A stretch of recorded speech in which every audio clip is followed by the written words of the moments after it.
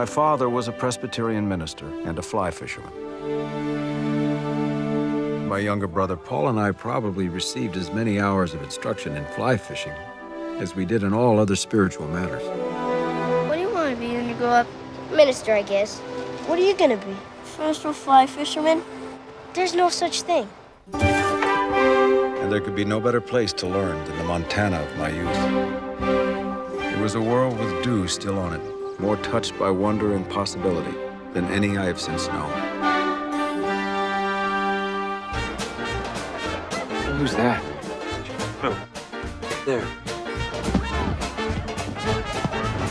I like you, Jess. I want to see you again. I'm in love with Jessie Burns. With all the fish in the river. I'm not like her.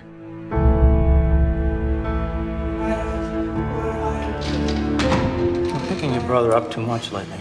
He's behind on the big stud poker game at Lolo. He drinks too much. Well, his hands are hot, Norm. I can feel it. With what? You are in debt up to your goddamn neck. It's my debt. Why is it people who need the most help won't take it?